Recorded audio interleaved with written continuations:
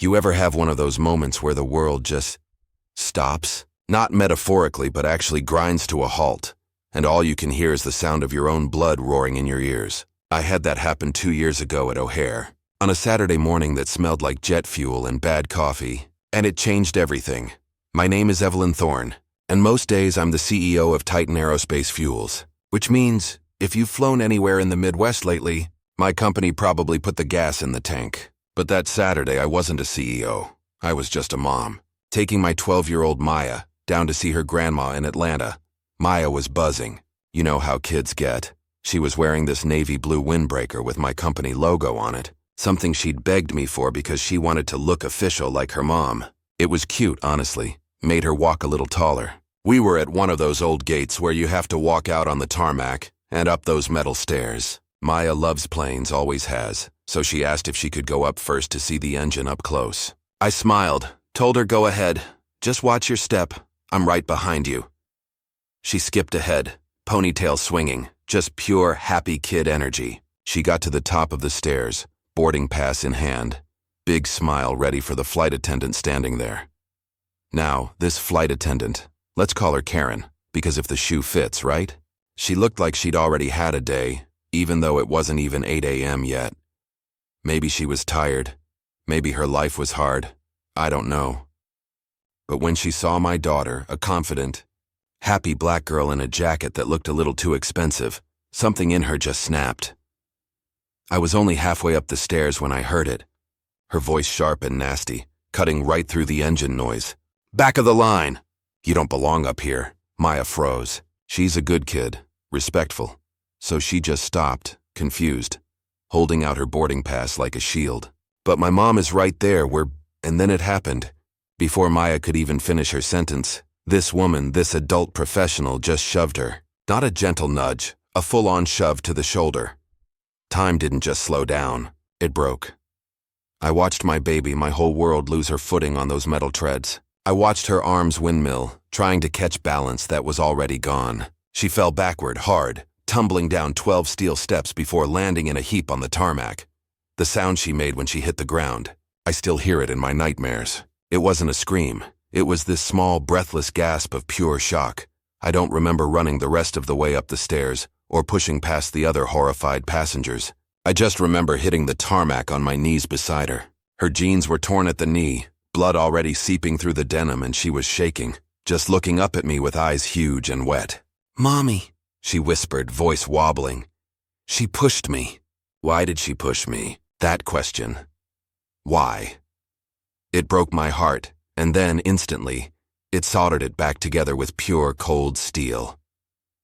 I looked up at the top of the stairs. Karen was still standing there, hand half raised, looking, I don't know, stunned? Like she hadn't meant to do it, or maybe she just hadn't meant for it to be that bad. But the moment our eyes met, something shifted in her face. She saw the look in mine. I stood up. My knees were scraped, my expensive suit pants ruined, but I didn't care.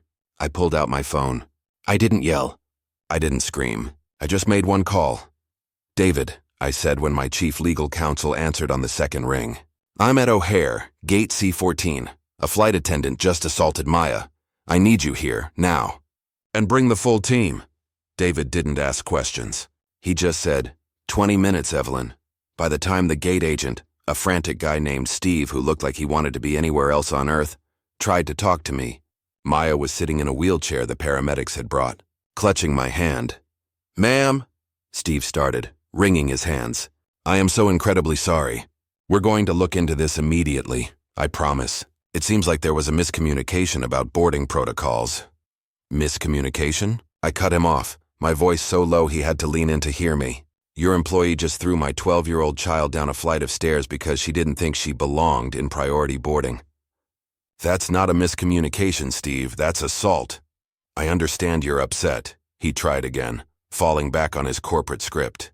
"But let's not jump to conclusions until we have all the facts." I almost laughed. "The facts? The facts are that 17 people just watched it happen. Half of them filmed it. And the biggest fact you need to worry about right now, Steve, is who I am."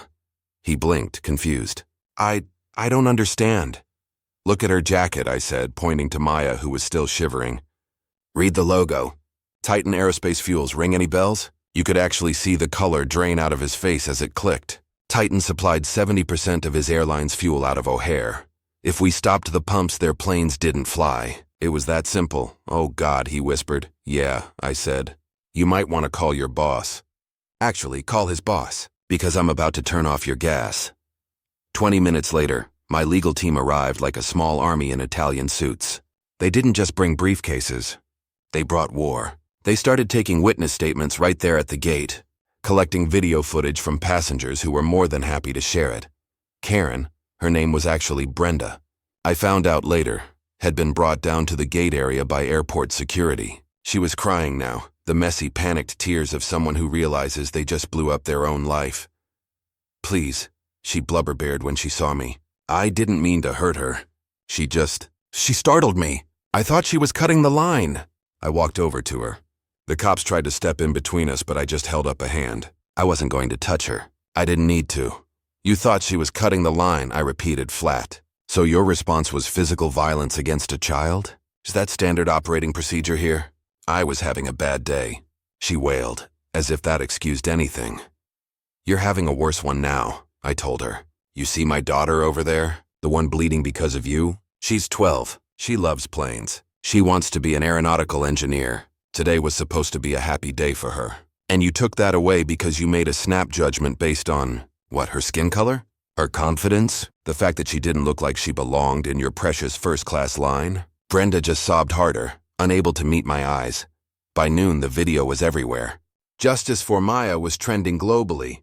The airline stock had already dipped 5 points. Their CEO, a man named Richard Sterling, who I'd met at a few industry charity dinners, was blowing up my phone. I let it go to voicemail. Twice I wanted him to sweat. I wanted them all to sweat. We spent the afternoon at the hospital getting Maya checked out. Nothing broken, thank God, just deep bruising and a nasty scrape that would probably scar. But the emotional damage, that was harder to quantify. She was quiet, withdrawn. She kept asking if she'd done something wrong, if she really had cut the line by mistake. Every time she asked, another little piece of my heart chipped off and turned into pure rage. That evening, I finally took Richard's call. Evelyn, he sounded breathless, panicked. My God, I am so horrified. There are no words. We are firing Brenda immediately, obviously. We'll cover all medical expenses plus compensation, whatever you think is fair. You think this is about money, Richard? I asked, looking out the window of my penthouse at the city lights below. I have money.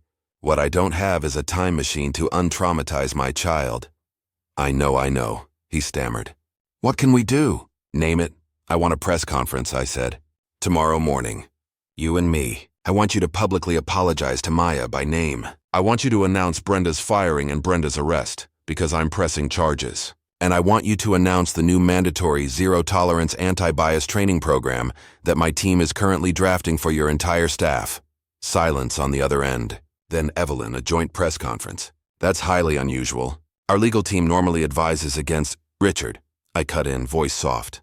At 8:00 a.m. tomorrow, Titan Aerospace is scheduled to perform routine refueling for about 40 of your aircraft at O'Hare alone.